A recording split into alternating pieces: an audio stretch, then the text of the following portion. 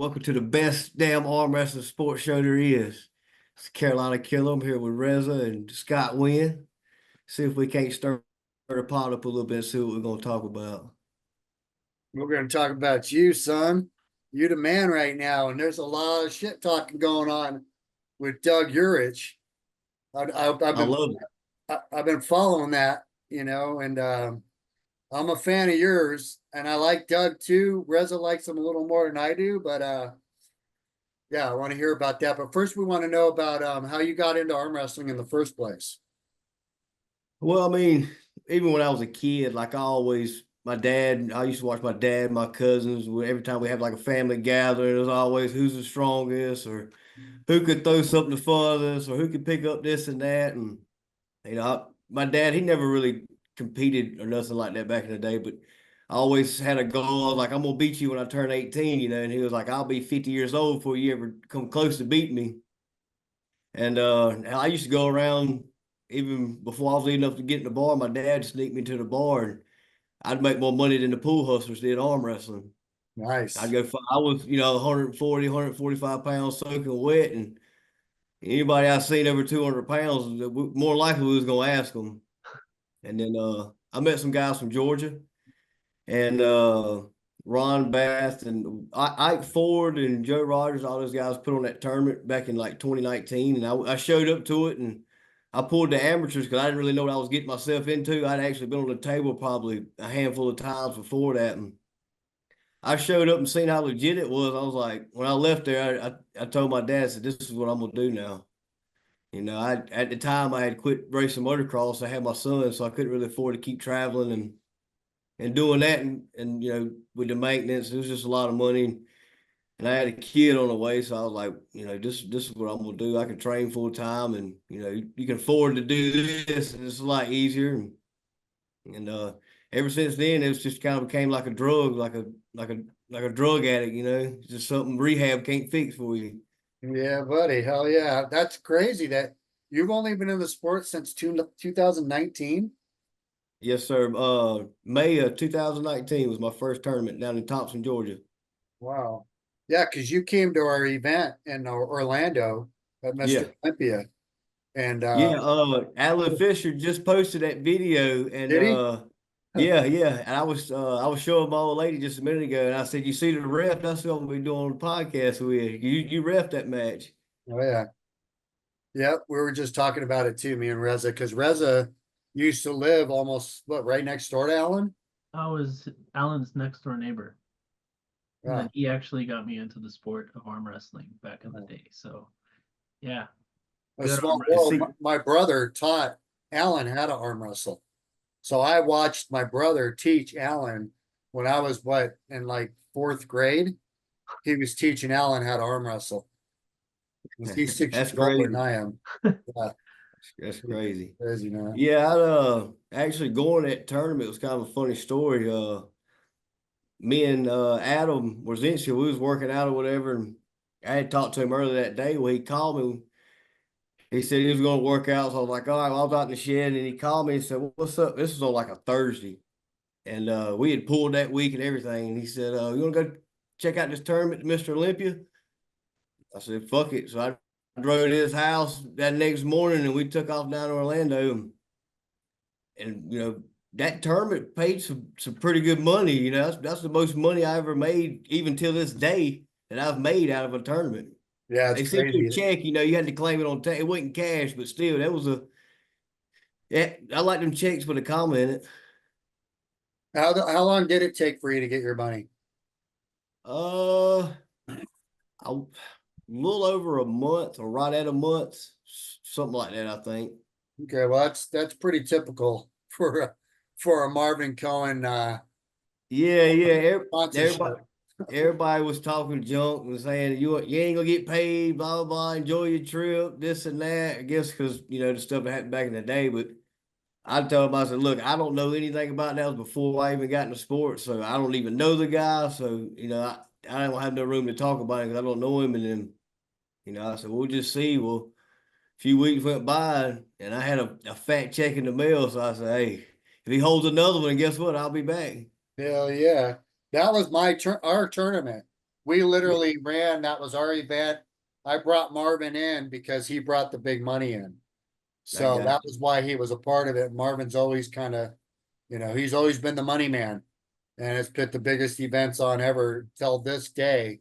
Marvin still has put the biggest events on when it comes to bringing big money in and bringing the big ballers, the investors Yeah, in. that's So right. none That's of us what we have need heard, more of too. none of us have heard from him since Orlando. Literally, I know it. I I know it have. was supposed to be. It's supposed to be you're aired the on only one. NBC. It was supposed to be aired on NBC Sports, but I see that never went through. They made a badass trailer and everything. I was kind of looking forward to it, but I don't know whatever happened with that.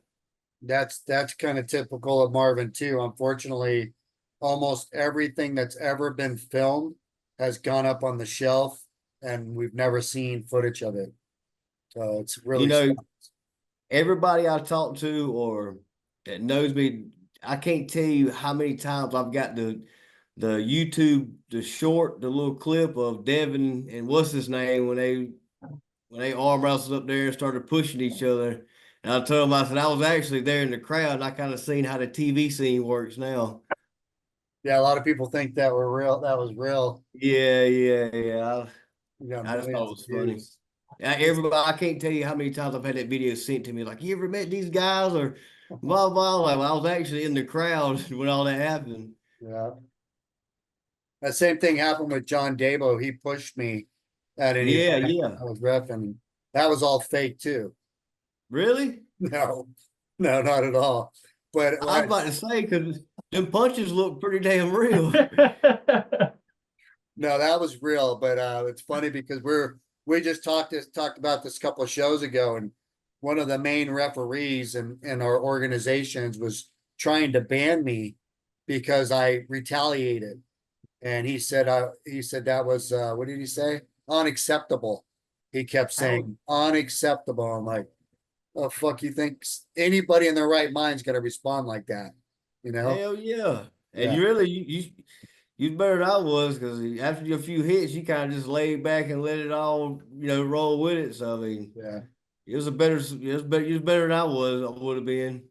Yeah, well, I know I've known John, both me and Rez have known John for at least a decade or more. And he's a very funny, entertaining guy. He'll do anything, anywhere, but Yeah. he's got a screw loose, as you said. Yeah, And I He don't just think you takes he's got a things too screwdriver far. He either. just takes add things a too little of far. this, a little of this, a He was little of training. this. He was Yeah, he training seems like hard. he's a little out of control. The way you hit him, it looked like you threw a few punches in your time before too. It was Yeah, pretty clean, was down the pipe. yeah. I hit the bag on a regular basis, and then I watch Rez's videos because he's a martial artist. So Yeah, yeah. Oh Yeah, yeah. did Rez is martial arts for about 20 years now. I have I multiple got black you. belts. I boxed for about 8 years, and I got into kickboxing, and I wrestled all through high school. I did jiu-jitsu for a few years, but I never really got big in competing in jiu-jitsu. I just did it kind of just for more rounded. When I was still racing and stuff, I was leaving the track and going to train. I had a black guy I got with. He was an old school hood guy that, he didn't really do nothing else in his whole life but hustle and box. I got with him when I was about 13, and I stayed under his wing for quite a few years. And he's legit, man. He's down hard. He's one of those guys that, like you said, they got to screw loose about what they love and that they're passionate. Like he's one of those fanatics that's like, if it's about boxing, this guy ain't right in the head. He's all the way in. Hell, he's 52, 53, and he just fought a few months ago just for the hell of it, go get him some money. Yeah, wow. at the height of my training for martial arts, I was doing like 10,000 punches a day, 5,000 kicks, 4,000 knees, 4,000 elbows on a wooden dummy. So You have any video you can pull up, Rez, at all? I can pull something up real quick. So he's got this dummy that's just the sticks where he does it. Yeah. Every time So I go up and visit Reza, dude, I kid you not, I'm impressed. Like he blows my mind. The shit he's a ninja. He's a Buddhist monk. Yeah, I was a monk for 4 years. I lived in a Yeah. temple. So yeah, that's Yeah, he's got some crazy discipline, but that explains your shoulders, Hunter. You know what I mean? When you punch the bag, it works your shoulders. It yeah, works that upper lat right here, which to me, a lot of people don't realize that muscle right there, it plays a huge part in arm wrestling. Oh yeah, it definitely does. And a lot of things like some of my core workouts, like, my hip snaps, when I put my hands on my hips and practice my snap and everything, it still plays an effect to my arm wrestling too. Because like if you see, if when I do it right and correct, it looks like I throw a right hook into when they say go. Okay, we got Bruce Lee out here. I've never tried one of those. I never Yeah, never have. it's just wood, and essentially it gives you the ability to practice traditional Wing Chun, which is Chinese boxing. Yeah, yeah. Gives you the ability to practice Muay Thai, so you're doing your elbows and your knees, and then you can also throw in some kickboxing and a few other See, styles. I'm a fanatic when it comes to any martial art. I'm in love with movement and just having a flow, and that's what I learned. It ain't all about precision beats power and timing beats speed every day of the week. All And day. I've learned that in a lot of different. I've competed in pretty much every combative sport and anything like that high level, and you can transfer a lot to other things instead of just that one base. And I still use, like I said, I still use some of my movements, my stretches, and like when I run and stuff. A lot of it still is built from that. Because I started at a really young age. I used to have a real bad anger issues, and I was the kid that didn't want to pay attention. Not, I don't know if it was ADD or whatever they call it, but my dad wasn't a believer in that putting me on medicine or anything like that. So I started out with karate when I was about 4 or 5, and it definitely changed my attitude a lot, and it taught me a lot of self-discipline. And I'm very thankful for it too, because it kind of formed me to my attitude now. How old are you? I'm 27. Just turned 27 back in April. Oh, youngster still. When did you decide? Obviously, when you pulled Allen, you were a lighter weight. When did you decide to make the gains that you've recently experienced? Was that just recently in the last year or two, or was that something that you've been doing slowly over duration of time? So when I first got into it, I was walking around fully clothed. I'd weigh in, anywhere from 152 pounds to 155, 156 was kind of what, because when I was racing motocross, I was still a little lighter. I was running, 7, 8 miles a day and then training, doing more conditioning. I was still lifting weights and, you pull ups and stuff like that, but it was more for like conditioning. So I always stayed more lean, like 145 to 152 pounds. I'd get on a row machine. I'd row for 2 hours at a time because I would go race hare scrambles. They're called the Grand National Cross Country Series. And when you move to A class, it's 3 hours nonstop. Wow. I'd have to stop twice for gas and those like that. It was more endurance. And then once I switched over to arm wrestling, I wasn't really having to train exactly the same. Like I still do cardio and everything, but nothing. I'm not obsessed with cardio like I was. Like I still hit the bag, and every now and then if I got some buddies, we'll do some sparring. I still got the gym just right down the road, the boxing gym I go see every now and then. But I always wanted to gain weight, and my team kept telling me like, "Listen, you just keep getting older. You just keep doing what you're doing. Everything will eventually come." And then I pulled the 54s, and I was still really light pulling 54s and 76s at tournaments. And then I lost back in, I think it was 2022. I pulled Kevin Palco at Lorraine Jenkins tournament, and I ended up losing to him 3-2. And I walked in that day, soaking wet, phone in my pocket, everything. I weighed in at like 153. I made weight with my clothes on pretty much, and was meeting at 154. And I found out he was actually cutting, a good bit. I thought he was walking around kind of the same as me, and then that's when I realized, like, What was he, you know, 168, 169? I ain't real sure what his exact weight was, but I knew he was cutting quite a few pounds, and I knew that to be Typical competing for at it. 50, typical for a lot of guys in the 54 class. They're Yeah, walking yeah, around at yeah. 165, 169. Yeah, and I was just walking around at the weight I arm wrestle at, and I knew to be at the top or be at the pinnacle, it's just like a fight. What fighters walk around 15, 20 pounds heavier than what they actually compete at. Exactly. And there's nothing wrong with that, as long as you do it right, you do it safe. So after that, I didn't pull another tournament or go to any outside practice from August of 22 till when I showed up for the 154 round robin in May of 23.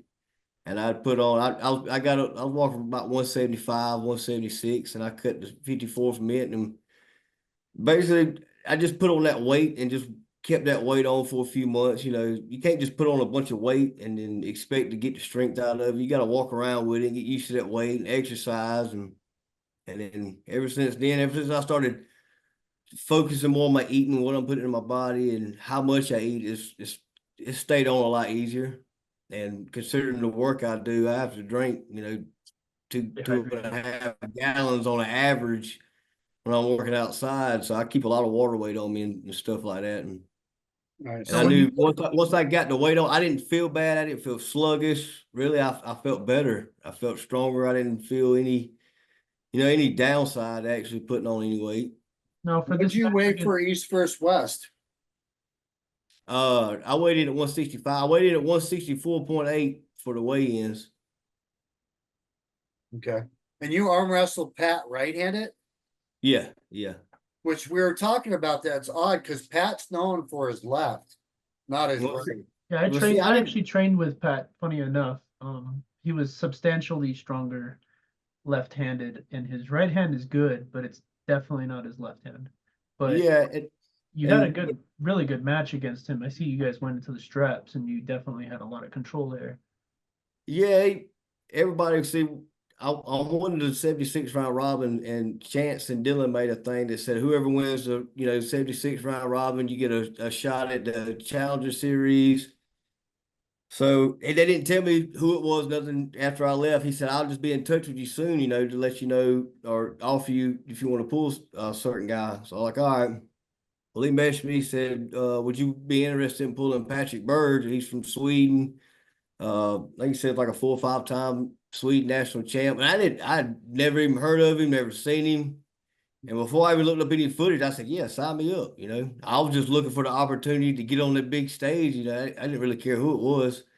Right. And I watched some videos on him and I seen him on Arm Wars and everybody talked good about him. I know he's been pulling for quite a few years longer than I have. And then when I beat him, everybody was like, oh, his left. This was really, I thought everybody was just talking shit and trying to downplay me. Like, well, they didn't offer me a left match. If they would have offered me right and left, hell yeah. Because what people don't know is I'm left-handed. I just Oh, shit. Wow. I injured my left, about 2 years ago. And towards the end of last year of 23 is when I actually got it healthy. And that's when I went to Texas and I pulled Kalen. That was if you pretty don't- much kind of like bringing my left back into the scene. Hunter, how did you into your left? Was it an elbow injury? Was it a Yeah, elbow. I was elbow? at practice and I was in the inside of a deep hook and Inward a rotation? guy drove, but we was in a match for like a minute and when he drove me over, it popped. And I kept training with it. I could pull only one way with just back pressure and still just try to get some table time in and I'd get it almost back healthy and then boom, it You were pop just again. I'm set back. agitating the injury. Yeah. Yeah, and it was just killing me. I mean, I can still, as far as working out, it didn't bother me. It's just anything on the table, when you grip hard, any side pressure and stuff like I just didn't have it. And, for 2.5 years went by and everybody only see me arm wrestling right-handed. And then, I pulled Kalen left-handed. That's the only super match I've had, in the past 2 or 3 years. And now everybody's like, oh, it's left. I'm like, well, I'm actually left-handed now. I can't wait to actually expose. And then everybody was like, oh, well, Patrick's left's 10 times better, blah, blah, blah. I'm like, okay. I mean, I ain't saying it ain't, but I just feel like everybody was trying to downplay me on, if they would have offered me a left-handed, and hell yeah, Chance and them know I'd have pulled him both hands that day. But Yeah, maybe I pulled with Pat a little bit right-handed, and his right's not bad at all. Like he's right there. And I met Pat back in 2012 in Brazil, so he was a young dude, and so he's been doing it a while. I think he was doing it before I met him. He was doing it as a junior. So yeah. he's And been in this- either way, Hunter, a win over Pat is a big leap for you, especially jumping up in weight class. So Yeah, no and it matter was what my first. anybody says, they can't take that away from you, bro. Yeah. I don't, all that talk on there, they don't bother me. I sleep good every night. Just if they talking about me, then I know they probably went to bed thinking about Hunter Noffs, a little redneck from South Carolina. So I won at the end of the day. Oh, And hey, all I know is I've seen you arm wrestle a hell of a lot more than Doug Erlich. I have yeah, like I barely see the dude pull, and when he does, he gets injured. So I think his last win was like what 1984 or some shit. I told him I couldn't believe the retirement homes letting him out to come travel to go that far. yeah, he says he's the best in the U.S. under. He said he'll beat anybody under 200 pounds, and nobody can touch him at 180. I replied to that shit when he did that. I replied, I said, dude, I'll put up $1,000 on myself just to get you on the table. And then he came back. We went back and forth. He came with private messages. Just, I can't believe you're saying this shit on my post, and he ended up deleting all of it. And All I right, like Doug. I do like Doug, but dude, you're making some serious accusations, and you got to so back up. You got to come out of the woods and pull. yeah. You So know, so here's my thing. I know he's been in it a while, and probably 7 8 years ago he probably did have some good wins or credible wins or whatever. I don't know his whole career. I've seen a few of his matches. I've seen when he pulled Coach Ray and Daniel and so on. And I've seen when he pulled Tony Katowski in the WAL and he tore his pronate or whatever it was. And so me, like I'm a I'm a McGregor type of fan guy, So like I'll post them gifts. Sometimes I won't even reply by typing nothing. I'll post a Conor McGregor gifts just because they funny. And I feel like it's something I'll say. Well, he kept trying to say he was the real McGregor of this whole arm wrestling shit. He's the money match. But here's the thing, I couldn't make it make sense because he's supposed to pull Mendogas this East versus West event, right? yeah. Well, guess what? Ingrid and him swapped it and put me in. So who's the real money match? He put you in against Mendogas, Mendogas. huh? You're playing. You're gonna pull Mendogas. No, he was supposed to pull Mendogas at the event me and him's pulling at. But it got swapped to me and Doug now. So I'm like, so who's the real money match? Who's the And real man they want to see? is that going to be here in Orlando or? Yeah. August Oh, 10th. oh, I'm going. August 10th. I'll be back. Hopefully I'll be back as a referee. Who knows? They definitely need some help in that department. Yeah. So Doug is claiming to be the best 180 pounder in the USA. Nobody can beat him or even come close to it. Yeah. It's gonna be all right. It'll be over before he knows it. I mean, I don't have nothing against Doug. A lot of people don't like him the way he's coming off on the internet or whatever, but I know how I carry myself and I Well, can't knock another man for being here's the confident. thing. Here's the thing, Hunter. He So I went to Slody tour with Doug in 2016, and he brought a massage gun and it ended up exploding because he tried to plug it into a 220 outlet. He was all flustered and upset, and he had to cut a bunch of weight, and it was really difficult for him and for me. At that tournament, there was some crazy competition. So, I mean, what I'm perceiving right now is he's going through a pretty difficult time, probably a little frustrated with life. And at the same time, he probably wants to prove himself again because he probably hasn't competed for a while. Now, all I'm going to give you advice on, just man to man, is essentially show up ready. Because you never know with Doug. Doug is like a fucking wild card. He might be like a fucking blowover, bro, and you might go there and just be like, bam, and the fucking match is over. Or you might go there and you might end up in a war. So just don't take him as an easy guy. Just what he's saying on the internet, don't take it personal because some of it could be hype, some of it could be circumstantial based on what he's going through in life, So yeah. I mean, we all go through different shit in life. We all need a little escape and something to keep our mind clear and competing in something. This is an aggressive sport. Hell, it ain't MMA or you ain't fighting, but I mean you're getting on the table and fighting for what you want and fighting to show that you're a stronger man that day. So I mean it does have a lot of build up and I don't have nothing against Doug. Me and him talk privately. You know what I'm saying? Of course, nobody wants to see me and him get up there and fucking hold hands and tell each other, everybody, how much we like each other.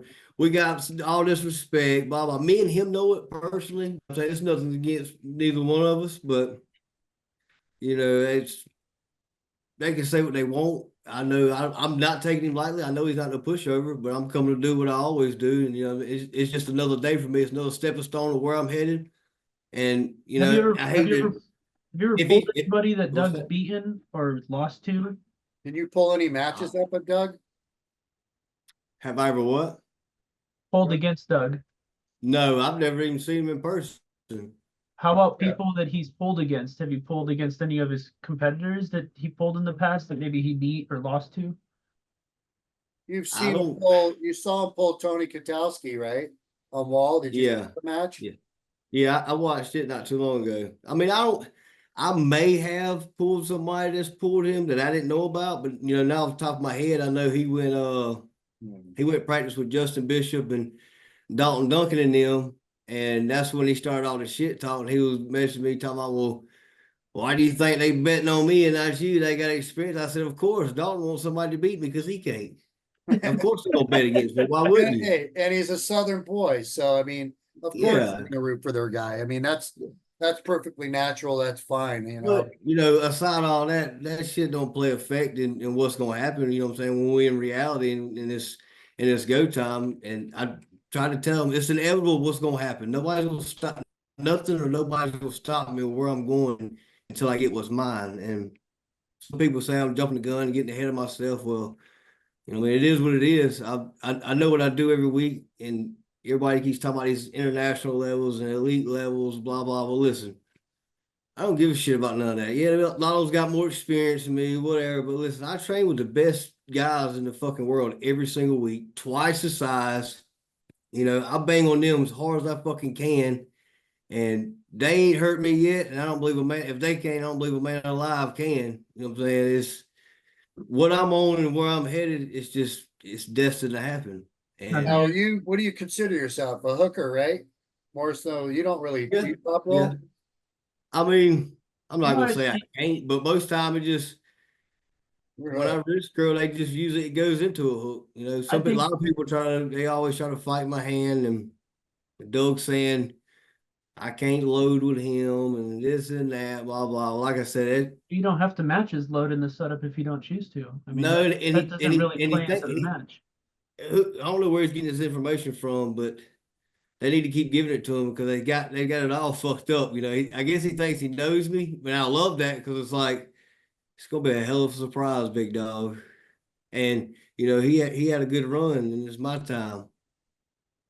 And there's Yeah. nothing against none of the other competitors. It's just the mindset you got to have to be at the pinnacle and to be the very best. Which it starts with believing it. Confidence comes from the work you put in, and when preparation meets opportunity, that is creating your own luck. You can have all the opportunities in the world, but if you hadn't put in that, after hours behind the closed doors work, when they come about, more likely it don't work. But if you're doing everything every single day, not missing a meal, not cheating yourself, and just being real with yourself, even though sometimes that's the hardest thing to do. Now, what have When you you got found? that on lock, What have you found more valuable, gym time or table time for your personal training? I mean, I'm a diehard believer in the table time. Oh, Gym yeah. is a big part of it. If you know how to do it right, and if you're going to be the best arm wrestler, you can't go in and think you're gonna be a power lifter as well. It's just not gonna work. And I believe in the lifting heavy and training stuff like that, but you can ride a stationary bike at the gym for as long as you want, but it's not gonna help you get better at actually riding a real bicycle. You That's know, true. it's the same concept. You can't get better at arm wrestling than the actual arm wrestle. You can get all the handles and your cable machines tied to your table and all that, but it's still it's just different Yeah, in the pressure, the angles, all it. you can't predict what somebody else's arm's gonna do. You know what I mean? Yeah, exactly. Cable, you're controlling the cable, you're pulling it, the angles you want to work. Somebody else is counteracting you pulling that direction. It's a whole different ballgame. I'm all about table time. I barely Yeah. work out in the gym. And when I do, it's specific exercises. Yeah, and rehab work to help you stay recovered. And I think that's the Yeah. biggest part people need to understand. It ain't about putting 150 pounds on the table with a wrist wrench and trying to move it sideways. Because if you're doing those type of workouts, more likely you're not arm wrestling every week. Because if you're not gonna come to one of my practices and then on that Wednesday or Thursday of that week, you think you're gonna go out there and try to max out on side. It's not gonna happen. No. The first question everybody asks me is like, what's your max on this? What's your max on your pronation lift? What's your max on bench? But like, dude, I couldn't tell you. I work out hard, sometimes twice a day, 5, 6 days a week. Sometimes I may do it 3 or 4 days hard and then take a few rest days or whatever. No more than 2 days for rest, but all my max day is Sunday at practice. I want my body healthy enough and got enough blood flow and just, do it right. And that way, if Sunday comes around, I can use all my max effort is going to be when I got somebody else on the other side of the table from me. That's what practice is for. That's what your team's for. They're supposed to help you and point out your odds and ends, and use all your max effort on that day. Because I've never seen, like I said, lifting heavy does help, but like if you tell me or send me a video like, oh, I did 100 pounds with my rising lift. Like, okay, well, what if I had a karate belt and I was pro day curling 90 for 10 reps? Like, what I'm saying? Those numbers don't mean nothing to And then me. I don't base my strength and progress off of numbers. what Well, that's about where Rez is a little different. He's more on the number side, right? I Little believe that there's a balance, and I feel that initially when you start pulling, you should really focus on table time to understand technique and strategy. Then once you develop technique and strategy and you have a game plan, at that point you should start incorporating both in a hybrid system essentially where you're going to the gym, you're working out 3 days a week at the gym minimum, focusing on arm wrestling specifics, and then you should go and you should have a practice. Now, once you get into the higher level, you have a higher rate of getting an injury. And you should be making a decent income off of the sport. And considering you're making an income off the sport, if you're pulling with a bunch of guys all the time, it increases your chance of injury. So you should be hitting the gym more. You already have the technique and strategy in play, and you should be able to really work on getting stronger. Now, if you have good training partners, which is a rarity, most people at practice treat it like a mini tournament, increasing that chance of injury. Then if you have good training partners, then you can really build, and I'm going to give you this, you give me a little bit to separate me, I give you a little bit to control from here, and you can work together. But typically guys don't really work together. They kind of just want to fuck you up and be They want to win, a yeah. practice fucking champion, bro. So that's my biggest thing with training with guys. You really have to trust your team. Once you develop a team that you truly trust, then you can grow with them. I've only experienced that personally with Igor Mazurenko and Alan Fisher, where I truly trusted them. And then when I trained with other people, it was every week they just want to beat me because I was the stronger guy at practice, and they just treat me as like I'm the goal. And it's like I'm not trying to get fucked up, bro. I know you want to go 100% against me, but that's not the point.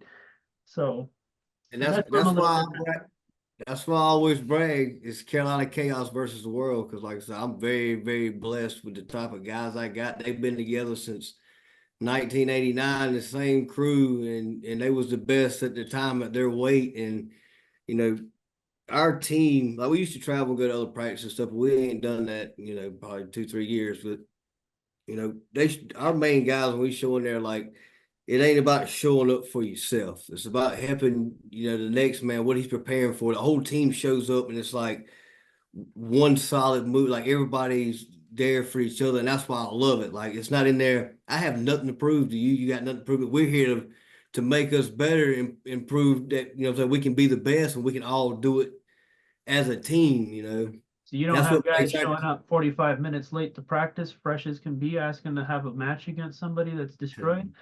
Fresh as can be as after a 12-hour workday. Yeah. Barely making it to practice. You could say that all you want, man. They're not near as my hands fatigued. Their hands ain't fatigued like my hands are. So they're lucky I make it to practice half the time. You know what I mean? Now, And now, hey, real quick, just to not to shut him down with this Carolina Carnage, right? Is it Carolina Carnage? What's your team name? Carolina Chaos. Carolina Chaos. So you guys might be the second best team in the USA. You know that? Hang on one second. All right, there you go. My computer was glitching out. No But worries. what'd you say? I was just saying, so your team's pretty much, I think, the second best team in the USA. We're the best team on the planet. Second. Is it glitching? Nah. Yeah, so We're the best team on the planet. we got the best team probably on the planet, but not on the planet, but in the US of A. So we got, we It got sounded good. It sounded good. I'll give you that. we got okay, enough of that measuring cocks. Let's go to the Oh. statistics. Hunter, do you use the strap and prefer the strap, or do you prefer to pull outside of the strap? I mean, it just depends. Before you answer that, do you prefer to grip up and hold on, or are you one of those guys that grips up and knows like I'm gonna go up there and let go? No, I mean, most time I just get up there. I could try to have a game plan or something kind of planned out, I guess, for what I'm gonna base how I'm gonna do. But most time I just get up there and like I say, I do it every week for 4 hours. So I mean, when I get up there on a tournament day or super match, it's just kind of like it's another day. I don't really feel the pressure then. All the pressure's let off. All the pressure's on me while I was getting ready for it. And I get up there and it's just I only got one guy and he's the same weight as me. I'm like, let's fucking roll with it. And I pretty much just go off instinct what I feel. I can't really say like I'm gonna go up here and be like, oh, I'm gonna do this. I'm gonna slip and do this because I don't know. I just kind of base off of it and usually just after the first ready to go, you can tell when somebody's demeanor changes or, I rely on what I practice, practice mates. If I'm trying to think how to word this. I guess if you do it so many times, it's just another thing just comes natural. It's like a second nature. And I can't really say I go up there and plan, I'm gonna do this for this guy, I'm gonna train this way for this guy, I'm gonna get the strap with him and kind of just do what I do and go off how I feel. Now, with your match against Pat, for example, let me pull up some footage here so we can review this. With your match with Pat, for example, that first start that you guys had. The first one was a pin. If you slow it down, when he slipped out, his fingers touched the fucking table. And so essentially, you already see his wrist dumping as he's pulling back right there. I grabbed him before the start and pulled him to me, and I felt his wrist dump. So then he set up like a low hand. I already knew he was gonna try to slip, so that's why I went towards him instead of actually sideways. To try and prevent him from coming out of that. Yeah, I was just gonna try to lock down on him and wrist curl him straight down to the pad. And that's what I did the last match. That's why I didn't go sideways. Because when he set it again, he wasn't even hardly holding on to my hand, so I already knew what he was fixing to do. So I just more or less went with a wrist curl and a tricep press before he could realize what happened.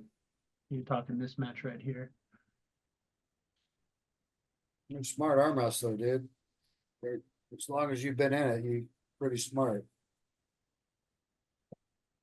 And like I said, I got a corner of some solid ass dudes, man. Well, Adam's remarkable. Like I'm a huge fan of Adam too. I mean, and they're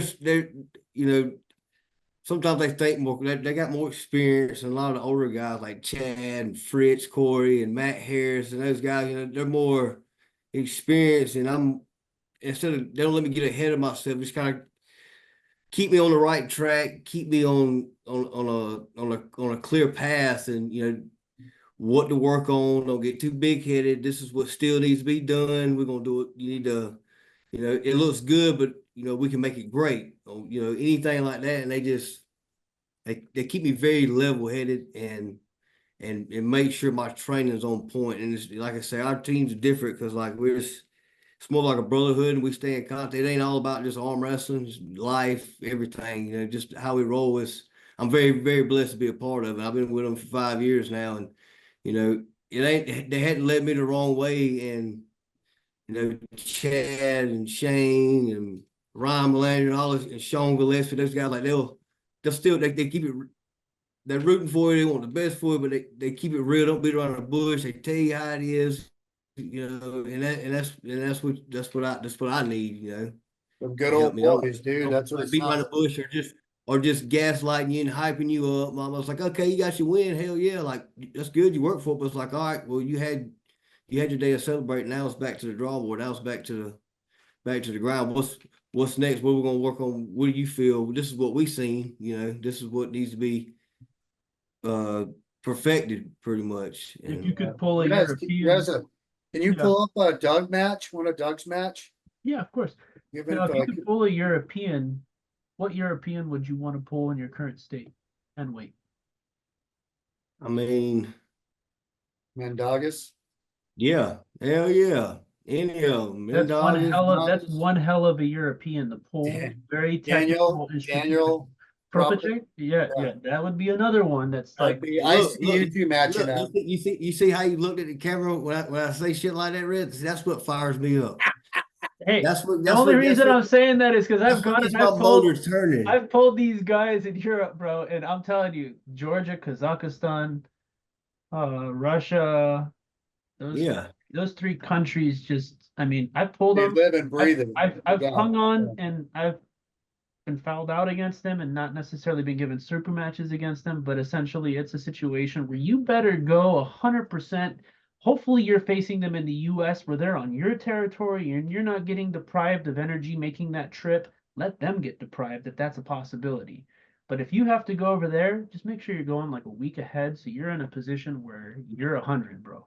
Yeah, and those are the top of the line guys in this sport at that weight. They've been and you know their resume speaks for itself. There's like 3 or 4 of those guys at that weight for just competed East versus West or just over the years that they just outstand everybody. It's been those same few guys that's dominated, for the past couple years and. I knew, a year ago or so when all this stuff was coming out, I was like, I knew, a year and a half, 2 years ago, I wasn't on the level I'm at now. That's when Doug first wanted to match, and I had some stuff already in the works I was kind of training for, and I was still cutting the 54s back then when he first asked, and I knew like now it's a different story. It looks like Daniel's fairly comfortable in this match. He looks pretty comfortable. And Doug seems fairly upset because he probably knows there's a difference. Only thing Daniel's missing is some popcorn. I mean, again, I'm not taking anything from Doug. He's performed pretty well at a lot of American events, but when you go to Europe, it's just a whole nother playground. You're in their game essentially, and these guys. I mean, Daniel is a substantial athlete. I mean, yeah, and I've ever since I got in this sport in the last 2 years when I actually cranked it up, like, this is what I do for it. I work and train for this besides spending time with my family, but this is what I do now. And I wanted them opportunities and I've been dreaming about it, wanting to get on the big stage and compete at the highest levels. And now that it's coming about. So when people offer me these big matches, everybody's like, oh, you need to take your time. Don't mess up your trajectory, blah, blah, blah. I'm like, yeah, but it's kind of what I've been asking for, what I've been looking for. So when the opportunity comes, and then, if I feel ready within myself and truly believe I have a chance, and hell yeah, I'm not turning it down. I can care less what anybody else says. If I were listening to anybody else and their opinions, I wouldn't be where I'm at now. Exactly. That's anything. When they talk and they doubt and they bet against me, go look at my last few times I showed up to any event, and every time when they've all talked shit on the internet, when they've all doubted me, they all bet against me. You see those performances, and the longer they wait, the better I'm gonna get. I'm not just a mediocre. I'm gonna keep getting better every one I show up to. And I know there ain't many men alive that's willing to do what I do, as far as the hours and the time and stuff I put in with this. And Are you going to Tennessee in December for the Nationals? Oh yeah. What class you pulling there? 76. Huh? 76. All right. Both hands. Me too. Yeah. Oh yeah. I thought about pulling the supers, hell.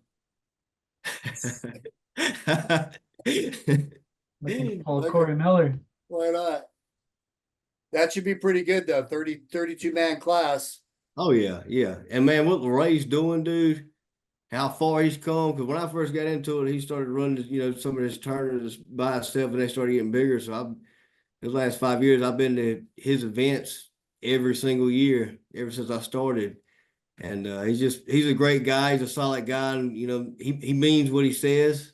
And he's the type of guy that most people don't realize. I don't know if he'd want me saying it, but people shit on him or pull out or sponsors lie to him and shit like that. Just it don't matter if he had to come out of his own pocket, he still makes it happen. That's good. Like nothing, like he never missed a beat. And I'm sure a lot of people do end up having to do stuff like that. But I'm just saying, as far as I know, and Laray's my guy, so Good. He's a he good just kid he's too, man. His yeah, dad is Ray Jenkins, right? yeah. Right? Yeah. That's what I thought. Yeah, So Ray, I Ray know was pretty Ray a good little back in bit. the day.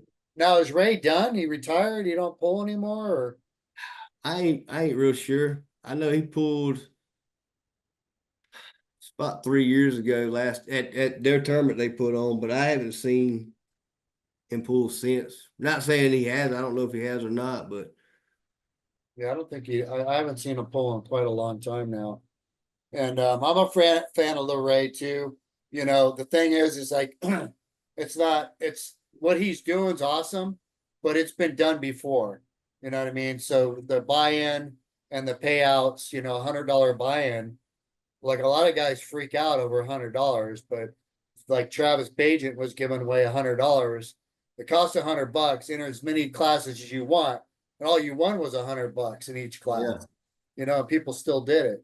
And we're trying to do, and I don't know if you're familiar with it at all, but we have a league that's called the United Arm Wrestling League, and you become a member. It costs you $120 a year to be a member. What we do with that membership money is we give it back to like Larray for his tournament. We give him the money to put out to the members to give as prize money.